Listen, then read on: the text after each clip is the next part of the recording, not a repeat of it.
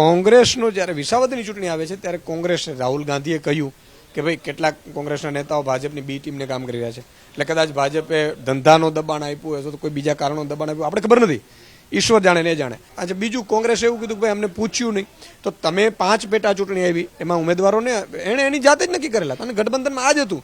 24 એણે નક્કી કરેલા, લોકસભામાં 2 અમે નક્કી કરેલા, એ નક્કી જ હતું, એમાં કોઈ પૂછવાનું હોતું નથી ભાઈ. એ અમારા ભાગમાં આવી હતી, અમે છતાંય એમ કહીએ છીએ કે છતાંય કંઈ ઉણપ હોય તો અમે વાતચીત કરવા તૈયાર હતા. પણ કોના દબાણથી આ કોંગ્રેસ ઊભી રહી છે? એટલે મારે કોંગ્રેસના કાર્યકર્તાઓ વિસાવદરમાં છે એમને મારે કહું છું, ઘણા કાર્યકર્તાઓ કોંગ્રેસના અત્યારે નારાજ છે કોંગ્રેસના નિર્ણયથી કે ભાઈ ભાજપને હરાવવા માટે ગોપાલભાઈ જઈ રહ્યા છે, ખેડૂતો જીતી રહ્યા છે અને કોંગ્રેસ આવો નિર્ણય લે છે એટલે ક્યાંક ફૂટેલા છે. રાહુલ ગાંધીની વાત સાચી, એવી વાત ચાલે છે. ગુજરાતના મતદાતાઓની એક આજ સુધીની તાસીર એવી રહી છે કે Congress Bharatiya Janata party third party કોંગ્રેસની કે ભાજપની પરિસ્થિતિ છોડીને મત આપવાની માનસિકતા ખૂબ શાણું છે આપણું ગુજરાત, અને ક્યારેય નથી રહી.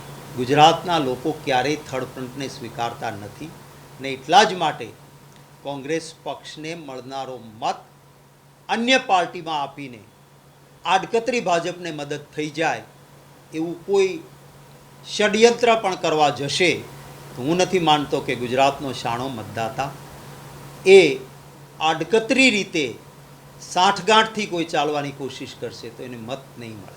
કે હું છેલ્લા 1.5-2 મહિનાથી આ વિસાવદર ભેસાણ મત વિસ્તારનો ઉમેદવાર તરીકે પ્રચાર કરી રહ્યો છું. આમ આદમી પાર્ટીએ મને બહુ લાંબા સમય પહેલાં ઉમેદવાર જાહેર કર્યો, તેના કારણે હું અત્યાર સુધીમાં લગભગ 95% કરતાં પણ વધુ ગામડાઓમાં મિટિંગ કરી ચૂક્યો છું.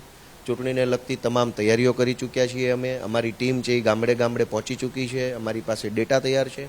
તો આ બાબતની મને એક ખુશી છે કે મને આ મોટી તક મળી છે.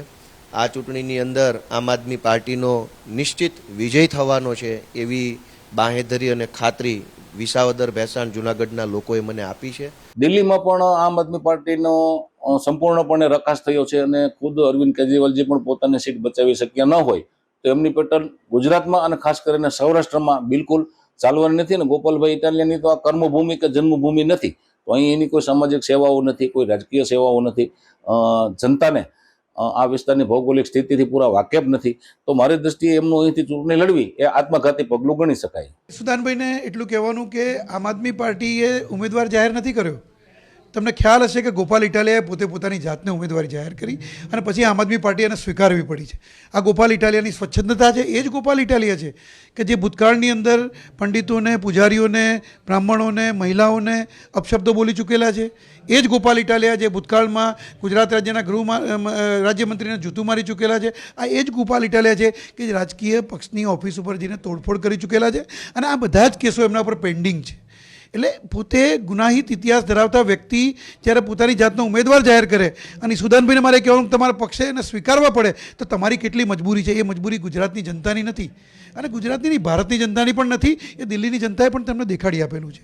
એટલે મહેરબાની કરીને તમે તમારી જાતને પક્ષ તરીકે ન ગણો કે તમારી જાતને તમારા પક્ષના ઉમેદવાર તરીકે એ ન ગણો. એટલી મારી વિનંતી છે.